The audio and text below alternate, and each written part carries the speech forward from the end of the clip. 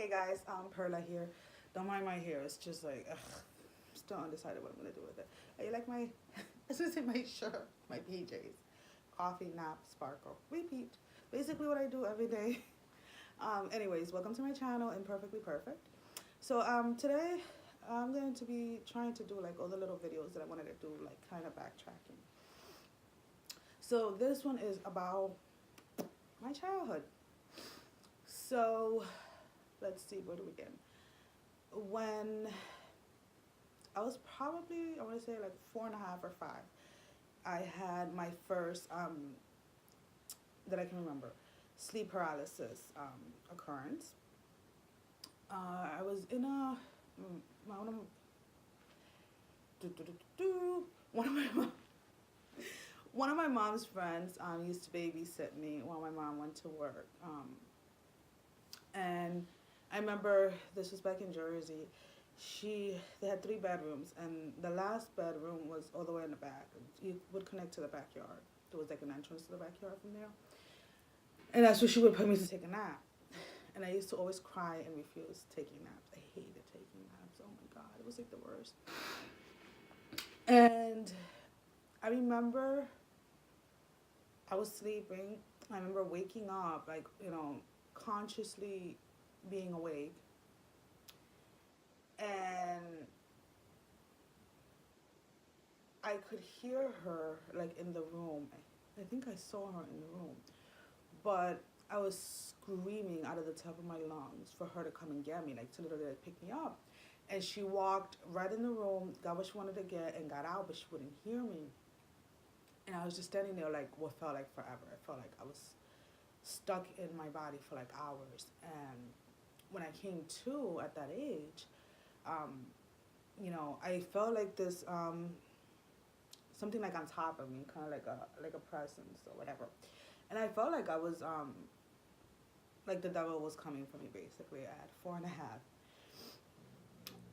We do have a strong background as far as like religious wise. My mother is, I was raised Catholic.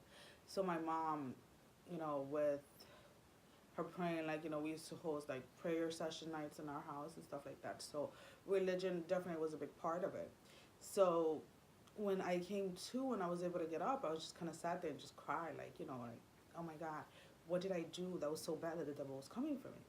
So then this became kind of like a daily occurrence where I was constantly having sleep paralysis, like during my nap time and stuff like that. So at nighttime, and I mean, this went from as long as early as I can remember till I was like 16 or 17. I was still doing this. I would stay between my parents because I was so terrified of like um, the devil getting me. And I know, like, I laugh about it now and stuff like that, but it wasn't even so much about like, how sometimes like you'll watch something and then you have a nightmare. It wasn't even that. It was like, this is actually happening to my body. Like, they're coming for me. So I was always terrified when my parents weren't around me. I had a huge, huge, huge, huge attachment, like, to both my parents. I remember being terrified when I was probably like 6 or 7. They installed a new alarm system in the building we used to live, and I was terrified of the alarm system. Do not ask me why. I cannot logically give you a reason as to why I was terrified of it, but I was. I did not want my parents to leave the house. I didn't want to be in the building because to me it was just like, something bad is gonna happen. So that is as much as I can remember as my early childhood, that I can remember. It was really a lot of, I was having a lot of nightmares. I had a lot of fear when it came to sleeping, and my sleep paralysis was almost a constant thing. At that age, I did not talk about it with my parents or with anybody because I was afraid of the confirmation that I was being a bad kid. I'm the youngest of, not the young, I'm the youngest of 3 females, but I'm the second youngest. I have a younger brother who's a year younger than I. But as far as like the girls go, I'm the baby, I'm the princess, I'm the little spoiled brat, what I want, I get. So even at that age, I knew that I was doing things and behaving in a way that I shouldn't, just to get my way. So I kind of honestly believed that, you know, someone was coming from.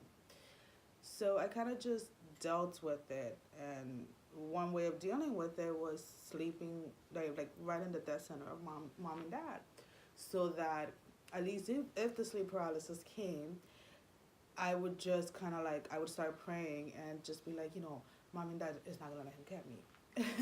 And that was like the way it kind of like processed things.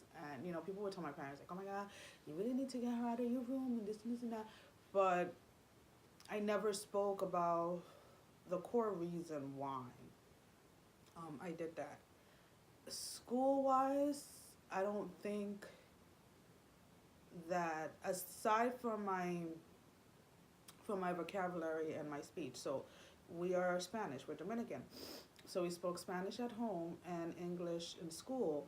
So it was always like an ESL. So learning English and was probably like the hardest. Was the hardest when it came to like school. Like I just couldn't get why I wasn't getting it. But I just thought, I would have just thought it was because at home we only spoke Spanish. My mom till this day only speaks Spanish. So as far as like school, I wasn't really affected. I wasn't falling asleep at school or anything like that. When it came to hanging out with my cousins and stuff like that, I was always the first one out. You can see countless pictures of like us as children, and I'm always the first one down. Like I'm always the first one falling asleep. I'm always the first one like passed out, and people would just assume like, oh, she's a baby, like she's little. But there's like one story that I actually like just laugh at. When I was about 9 or 10 months old, my mom, and she always brings it up. She was like, "Oh my god," she's like, "I feel so sorry," and I'm like, "What are you talking about?" She's like, you would get up, you would eat, like after a nap or whatever. And she was like, and I would put you like in your walk, or I would put you to do something like, to just kind of get you active. And she's like, and literally like you would be making so much noise and like just playing around. And within like 2 or 3 minutes, you were down. Like you literally would fall asleep, whether it was sitting up or on your walk or whatever you were doing, you would just pass out. And would sleep for like another 2-3 hours, get up, eat, and go right back to sleep. But that's what babies do. That's what we're told. Babies sleep a lot. But when it went in for me, like like 9 months into like 2 or 3 years, and I'm still doing the same thing, it was just like, oh, she just needs more sleep. Like I guess I was very, very, very active during the little bit of time that I was awake. So nothing was ever considered wrong, basically, is what I'm trying to say. So that would be my early childhood. So I would say from, from when I was born till I was about 11 or so. Probably into my teen years, that's how it was. But once I was in school, like grade school and stuff like that, I don't recall taking naps. I do recall, oh my gosh, so vividly, probably like 6 or 7. I used to do this every apartment building we were living. One, I would get up to pee and end up peeing like in other areas of the house, anywhere where I could sit basically. And in my head, I was already in the bathroom. I know, too much information, but I'm being completely honest. Two, what was I gonna say? There was something else that I used to do that was kind of like a red flag. Oh my god! You see, it was just here and it just lagged. Um, yeah, I used to go to the bathroom everywhere basically, because literally I would get up, I would wake up and go to the bathroom, but I guess halfway to the bathroom I just wouldn't make it or whatever. Oh, so we used to shower. This is a Spanish thing completely. So when we were little, we would shower at night, and then in the morning, you would have to go in and take a shower again. And I would remember, like, God, I was so bad as a little kid, because I was so tired. And I would go in the bathroom and turn on the water, and I honestly don't think I was doing it on purpose. And I would sit in the toilet waiting for the water, like, the tub to heat up and stuff.